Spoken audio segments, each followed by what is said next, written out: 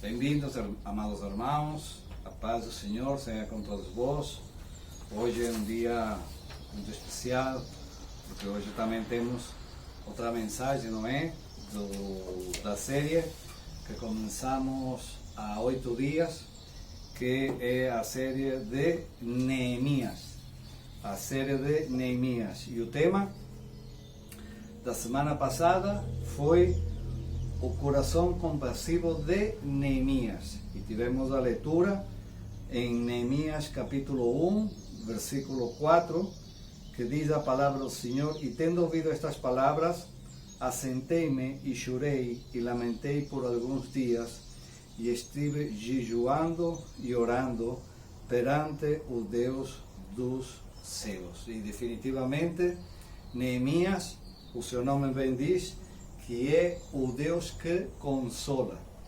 Neemias é o Deus que consola. E por isso é que nós deveríamos de também ter essa mesma atitude que teve Neemias, porque este é um homem que definitivamente, quando lemos todos os seus livros, todas essas passagens que nós temos na Bíblia, ele foi um homem praticamente toda a sua vida em oração para com Deus. Quando nós vemos desde o capítulo 1 até o capítulo 13, este homem está em oração. Este homem está, quando ele está em oração, está em uma comunicação com Deus permanentemente. É fantástico saber que houve e há homens até o dia de hoje em oração, clamando a Deus, clamando e pedindo a Deus que tome o controle das suas vidas, que Deus possa tomar o controle de cada um de nós. Nós temos um vivo exemplo que é o nosso Senhor Jesus Cristo. O nosso Senhor Jesus Cristo, quando nós vamos aos Evangelhos, Evangelho de Mateus, Evangelho de Marcos, Evangelho de Lucas e o Evangelho de João, nós vemos ao nosso Senhor Jesus Cristo. A parte de pregar a palavra e ensinar a sua palavra, vemos ao nosso Senhor Jesus Cristo em oração, em essa relação com o Pai, em essa relação com Deus próprio. Por isso é que é fantástico nós ver estas passagens bíblicas para nós compreender a majestosidade que tem Deus só. E Deus definitivamente é o que Ele quer fazer, como Ele quer fazer em sua vontade e no seu propósito. Mas nós, como a sua criação, nós como homens, deveríamos de ter essa mesma reação. Quando nós fomos a Neemias capítulo 1, este livro começa que Neemias ora em Jerusalém. Neemias ora por Jerusalém. E ele está a orar por Jerusalém, porque Jerusalém está a passar uma prova, não é? Quando nós passamos dificuldades nas nossas vidas, definitivamente são provas que Deus quer que nós passemos essas provas. Porque Deus tem que também ser esse filtro, não é? Como purificar essa água para com cada um de nós espiritualmente. Por isso é que é importante que nós também passemos as nossas provas. Nós hoje em dia estamos a passar provas, bem seja de uma fase econômica, bem seja uma fase espiritual, bem seja qualquer fase que possa ser, mas é porque Deus permite que nós podamos passar essa prova. E quando nós passamos essa prova, fazemos duas coisas. Ou bem, acercamos-nos mais a Deus confiadamente, ou, por norma geral, se poderia dizer assim, nos afastamos de Deus. E acreditem que essa é uma má decisão. Afastar-nos de Deus é uma pior decisão que você e eu pudéssemos tomar na vida. Porque com Deus nada podemos fazer. Sem Deus nada, absolutamente nada poderíamos fazer. Nós não temos essa força que tem Deus. Nós não temos esse poder que tem Deus. Nós muitas vezes acreditamos ter um poder, mas nós não temos absolutamente nada. Só Deus é que pode fazer, só Deus é que pode construir, só Deus é que pode transformar estes corações de pedra a estes corações de carne para com Jesus Cristo. Por isso, quando agora chegamos a esta leitura, vamos a ver hoje o tema desta série de Neemias, que é o coração chave, a oração é chave nos planos de Neemias. A oração é uma chave nos planos de Neemias. Vamos a ler de Neemias e tenham as suas Bíblias na mão para que nós podamos ler e podamos também compreender esta leitura em capítulo 2 de Neemias, e vamos a ler estes 10 versículos que vamos agora ver, e Deus, por meio da sua revelação, da sua palavra, nos vai a ensinar esta passagem, o que Neemias, depois desta forte informação que ele tinha, que os muros de Jerusalém se estavam a destruir, o que é que faz este homem para volver a reedificar, a volver a construir esses muros de Jerusalém? No mês de Nisá, no ano 20º do rei Artaxerxes, uma vez posto o vinho diante dele, eu o tomei para oferecer e lhe dei. Ora, e nunca antes estivera triste diante dele. Este homem Neemias, este homem que é Neemias, nós vamos a tornar a memorizar quem era Neemias, e isso vamos a ver no capítulo 1 do versículo 11, que está antes do capítulo 2, e diz que: ai Senhor, estejam pois atentos os teus ouvidos à oração do teu servo e às dos teus servos que se agradam de temer o teu nome. Concede que seja bem sucedido hoje o teu servo e dá-lhe mercê perante este homem. E nesse tempo eu era copeiro do rei. Este homem, Neemias, este homem de oração, este homem que se sentiu afligido por essa notícia que estava a receber de que o povo de Jerusalém estava em destruição, este homem era um copeiro do rei, e este homem, como dizemos a semana passada, este homem estava confortável na sua vida, mas este homem, Deus pôs no seu coração essa aflição de que este povo estava a padecer, e este homem imediatamente, que está a fazer o seu trabalho, ele diz que nunca antes estivera triste diante do rei. Este homem nunca esteve triste diante do rei, desse rei ao qual ele servia. E ele disse que ele nunca antes estivesse triste, quer dizer, que este homem era um apaixonado do seu trabalho. Este homem estava confiado em Deus em todo momento e em todo tempo. E este homem sempre tinha, digamos assim, uma boa vontade de poder trabalhar para este rei. E o rei me disse, porque o rei, se nós vamos a ver agora esta passagem com cuidado, diz que o rei lhe disse: por que está triste o teu rosto, se não estás doente? Porque não haveria outro motivo que ele estivesse triste se então não estivesse doente, não é? Tem de ser tristeza do coração, então temi de sobremaneira. E realmente este homem, se podemos ver esta passagem, estes 2 versículos, nós podemos ver que até havia uma intimidade com o rei e Neemias, porque este homem até disse-lhe a ele: por que estás triste, Neemias? Se calhar disse: porque eu nunca te vi triste, eu nunca te vi mal disposto, não é? Eu nunca te vi desanimado. E este homem, quando ele enterou-se neste versículo 4, quando disse: tendo ouvido estas palavras, porque foram derribadas os muros de Jerusalém e as suas portas foram queimadas, este homem ficou triste. Este homem ficou, o que se diz, aflito por essa notícia tão amarga. E então Neemias disse-lhe, e lhe respondeu: viva o rei para sempre. Ou seja, dando-lhe sempre esse respeito que tinha o rei diante de Neemias, E ele disse, como não estaria triste o rosto se a cidade onde eu sou, onde estão os sepulcros dos meus pais, está assolada e tem as portas consumidas pelo fogo. Ou seja, quer dizer que até as pessoas que estavam mortas, que estavam nas suas tumbas, até isso mexeram, e não só isso, que eles também queimaram as portas dessa cidade.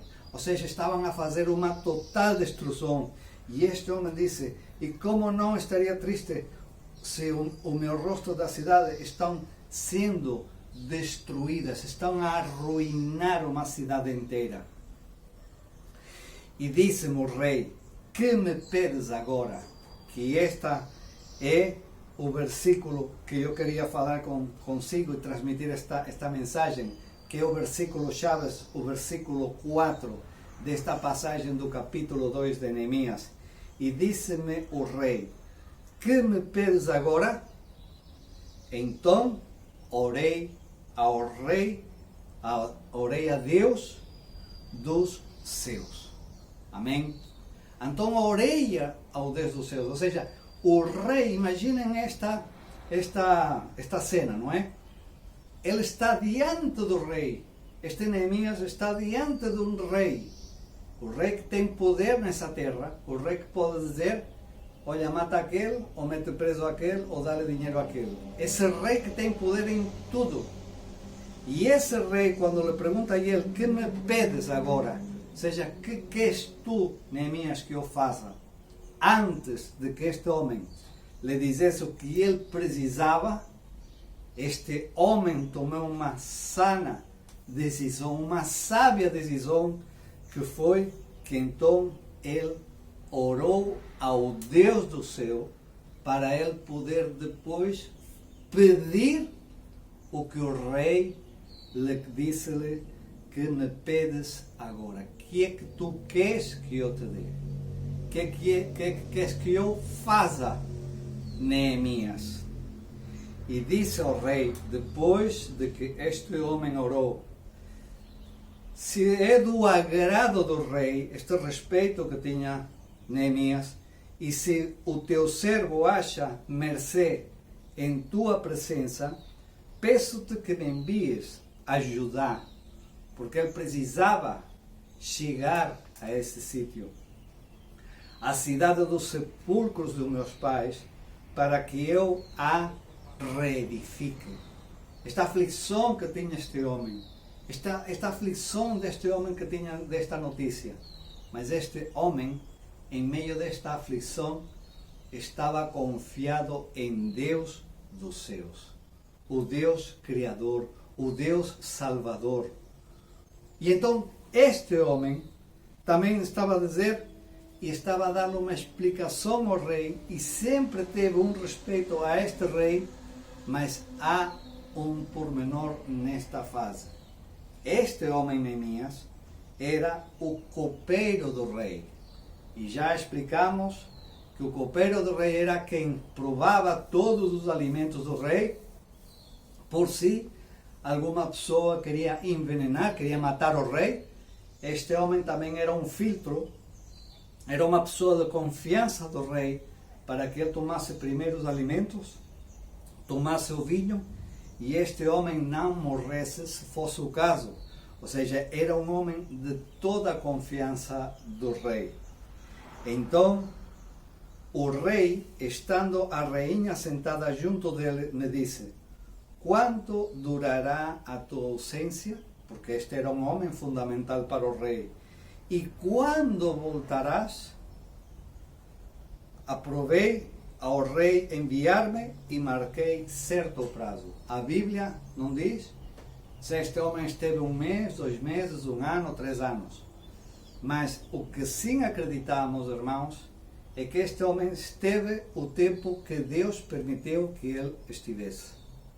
E aqui é onde nós vemos também as maravilhas de Deus. Como Deus é um Deus perfeito, como Deus é um Deus sem erro, como Deus é um Deus que faz a sua vontade e o seu propósito perfeito em cada um dos homens. E ainda disse ao rei: se ao rei parece-lhe bem, dê-me cartas para os governadores de além do Éufrates. Ou seja, ele estava a pedir, vamos dizer assim, como se fosse hoje em dia uma visa, não é? Uma licença para passar de um lugar a outro, para que me permitam passar e entrar a ajudar. Porque este homem tinha que ter uns papéis, não é? Naquela altura eram umas cartas escritas mesmas, assinadas mesmas pelo rei, havia até um selo real, e ele até precisava isso, mas ele queria fazer as coisas como? Ele queria fazer as coisas com ordem, porque Deus quer que nós também sejamos homens de ordem, homens de respeito, homens esforçados para a glória de Deus. Isso é que quer Deus também para conosco, que nós sejamos pessoas de ordem. E o versículo 8 diz, como também carta, outra carta mais, para Asaf, guarda das matas do rei, para que me dê madeira que as vigas das portas da cidadela do templo, para os muros da cidade e para a casa em que deverei de alugar-me. Ou seja, ele ainda está a pedir uma provisão de materiais a outra pessoa, que é este Asaf, para que eles possam dar madeira para eles reconstruir as portas das muralhas de Jerusalém.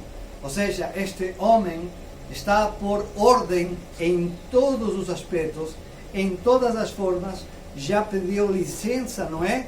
Para trasladar de um lado para o outro, e também agora para que eles o forneçam de materiais para as portas do templo de Jerusalém. E o rei mais deu, porque a boa mão do meu Deus era comigo.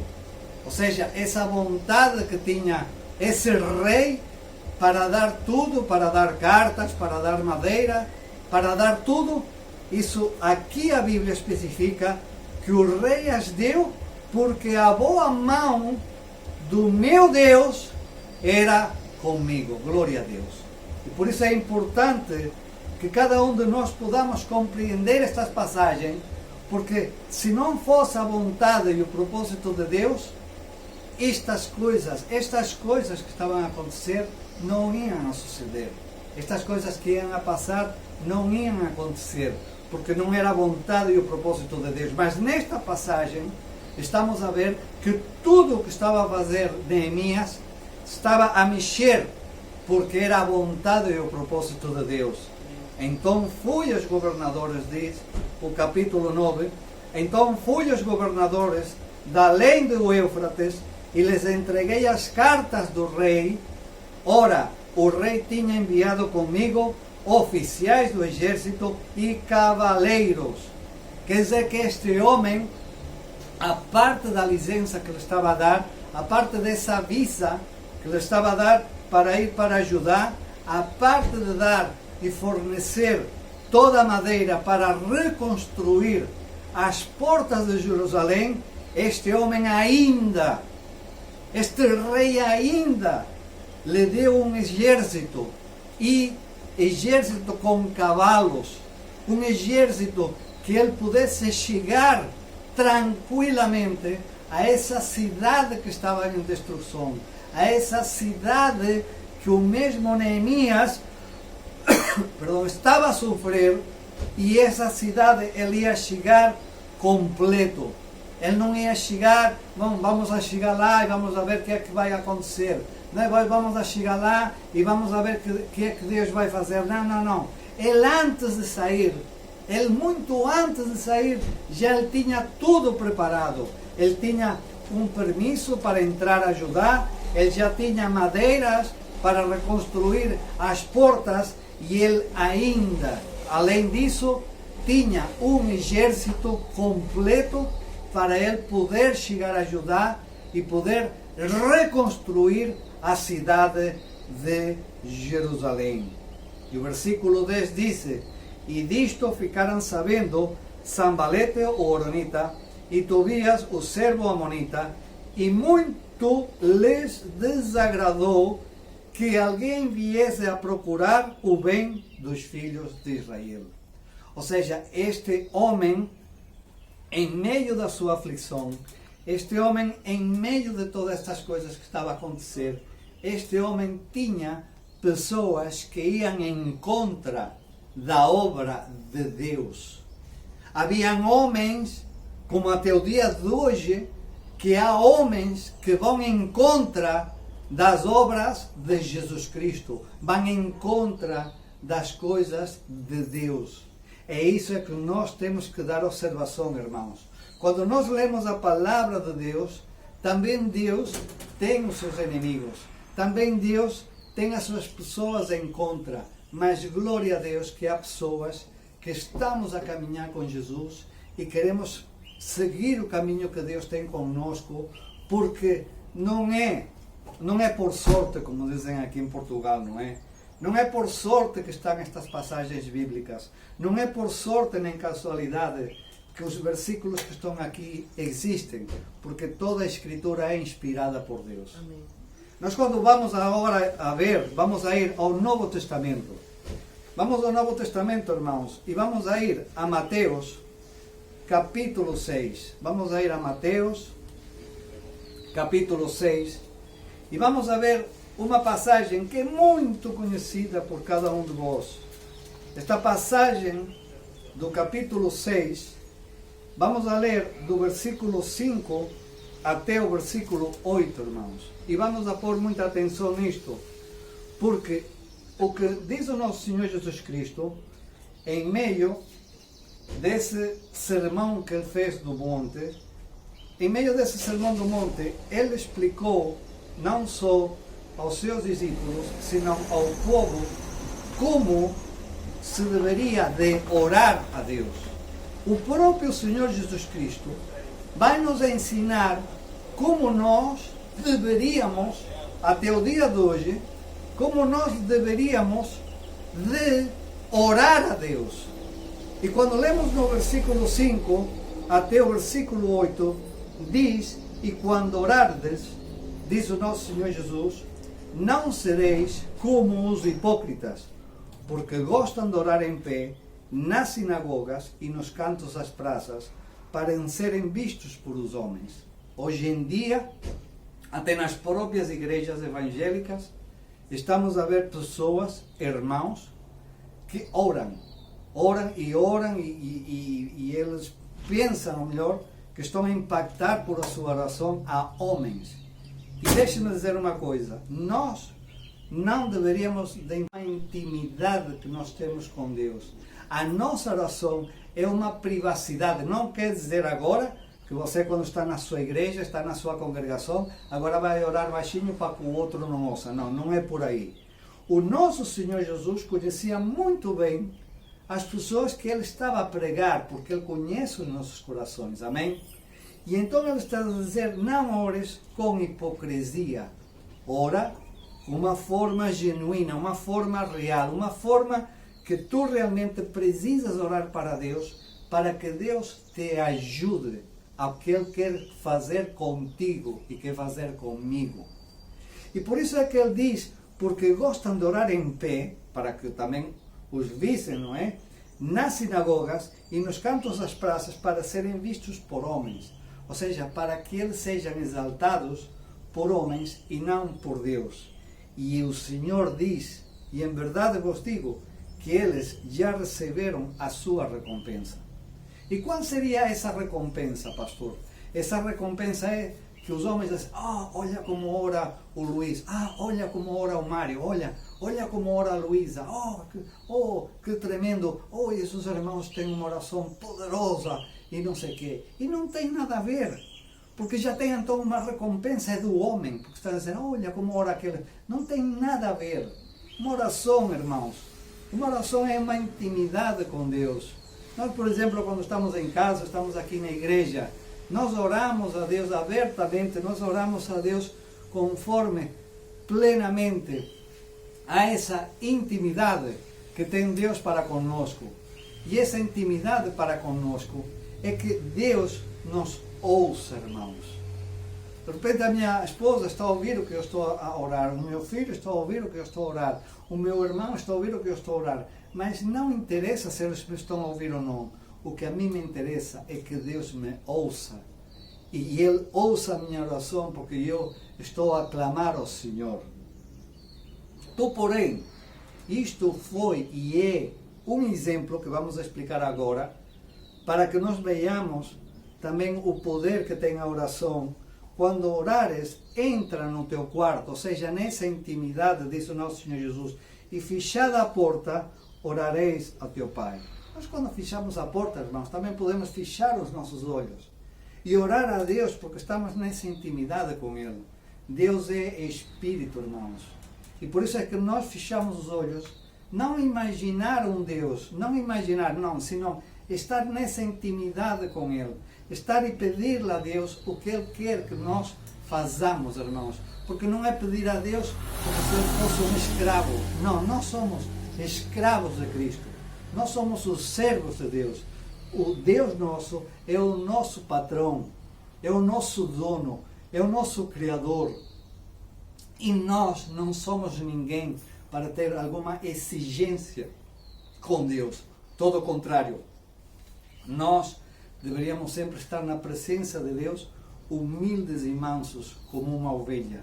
Por isso a ovelha é o animal que é um animal sensível, é um animal humilde, é um animal que está sempre, pode se conduzir aonde o pastor queira que se conduza.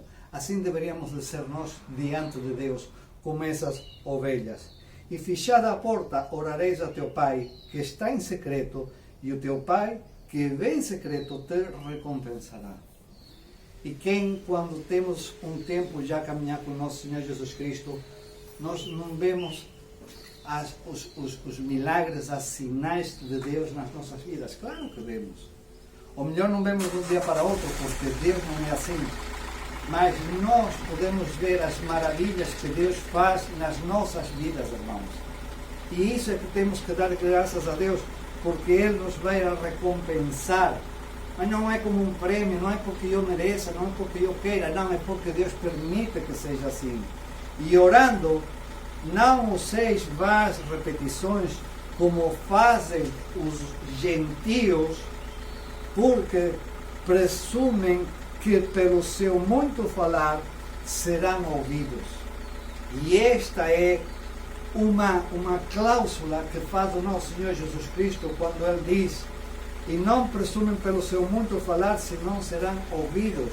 Porque estes homens, o que fazem nas igrejas é aleluia, glória a Deus, aleluia, santo, santo, santo, santo, santo, santo, e parecem pessoas que não soubessem dizer outras palavras quando estão a orar. E deixe-me dizer uma coisa aqui: Deus quer uma relação, não quer uma religião. Porque você, quando está a utilizar também várias repetições, você está a ter uma atitude de qualquer religioso mais, está a repetir uma frase. E ai, glória a Deus, e glória a Deus, e aleluia, e aleluia. Não, também quando diga aleluia, diga um amém, diga glória a Deus. Mas não é essas repetições que não têm nada a ver com as orações ou que estamos a pedir a Deus. E eu acredito uma coisa, irmãos. Neemias, quando estava a orar a Deus, ao Deus dos céus, ele não estava com aleluia, glória a Deus, aleluia, amém, amém, amém, amém, amém. Ele, de certeza, ele estava a pedir uma direção, irmãos. Uma direção que quando ele, estamos a ver esta palavra que diz: e te recompensará, quando o teu Pai está em secreto, o teu Pai que vem em secreto te recompensará. Nós estamos a ver nesta passagem a recompensa de Deus em Neemias.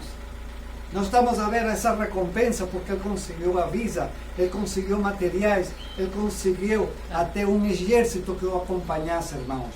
Mas não foi por as forças de Neemias, foi porque assim Deus o permitiu. Assim Deus quis fazer. E assim Deus continua fazendo em cada um de nós nas nossas vidas. Por isso é que nós deveríamos estar sustentados na oração com Deus e para com Deus. No se ha parado. Então, irmãos, no versículo 8 diz: não vos assemelheis, pois, a eles, porque Deus, o vosso Pai, sabe do que tendes necessidade antes de que vos e nós podamos pedir a Deus. Nós temos um Deus maravilhoso, irmãos. Nós temos um Deus completo. Deus é eternamente inteiro e completo. Ele é único, irmãos. Mas nós, ao melhor agora, estamos a passar umas necessidades. Estamos a passar umas aflições como família. Estamos a passar por uns familiares que estão a passar por doenças. Por doenças, irmãos, indistintamente quais são as doenças. Estão a passar por doenças. Mas isto é uma fase que nós estamos a pedir em oração. E não só pelas pessoas que estão nessa doença, sino também por as pessoas que estão ao redor dessas pessoas que estão doentes. Essas pessoas que estão a atender aos nossos doentes. Essas pessoas que estão a viver todos os dias. Esse degrau dessas pessoas, bem seja por um cancro, bem seja por um Alzheimer, bem seja por o que fosse, irmãos. Essas pessoas também estão a desgastar as suas vidas pelas outras pessoas. Mas o mais importante é que nós estamos a orar para que agora nós podamos compreender esta oração que Deus, o nosso próprio Jesus Cristo, disse aos seus discípulos e àquele povo, aquela multidão que estava no Sermão do Monte, a ouvir esta pregação do nosso Senhor Jesus Cristo. O nosso Senhor Jesus disse, portanto, vós orareis assim. Não é que nós temos que orar assim. Vós orareis assim. E isto é um exemplo.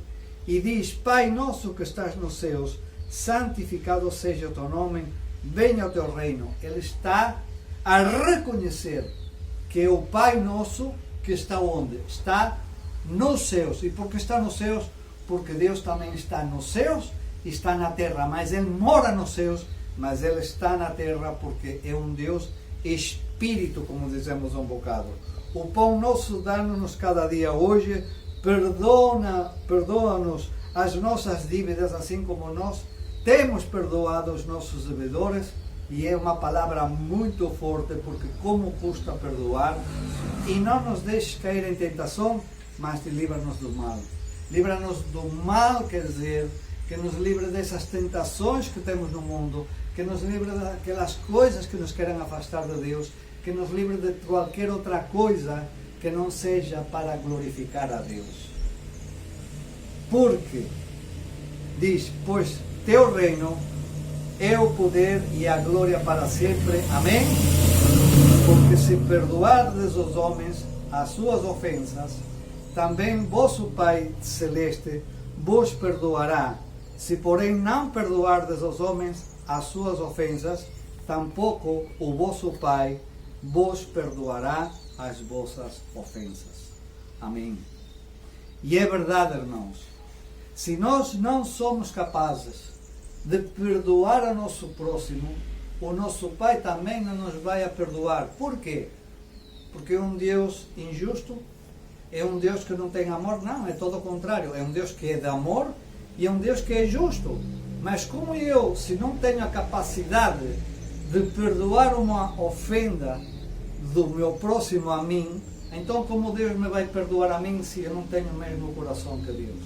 Aí é onde está o pormenor. Aí é onde estão as coisas que nós temos que ver. Porque nós temos, irmãos, que ser imitadores de Jesus. E por isso é que este homem, Neemias, este homem que estava a orar, ele estava a orar, irmãos, como diz aqui o capítulo 1, do versículo 4, que tendo ouvido estas palavras, assentei-me, chorei e lamentei por alguns dias. Mas ele depois faz uma pausa e estive jejuando e orando perante o Deus dos céus. Nós também hoje temos que orar ao Deus. Nós também hoje temos que ter essa necessidade para com Deus. Porque o próprio Senhor Jesus Cristo disse nessa oração de Getsemaní: Pai, se queres de mim, passa esta copa. mas faça-se a tua vontade. E hoje em dia, irmãos, muito cristão ainda não quer fazer a vontade de Deus. Agora eu pergunto uma coisa. Depois de ver esta maravilha de passagem de Neemias, e não é porque Deus deu-lhe tantas coisas, não é por aí, é porque viu definitivamente o Espírito de Deus com ele, porque se fez a vontade de Deus e não se fez a vontade de um homem. E se fez a vontade de Deus, sabe por quê? Porque estes homens estavam a destruir o povo de Deus. Eles estavam a destruir um povo que era de Deus. E Neemias era um homem desse povo de Deus. Amém?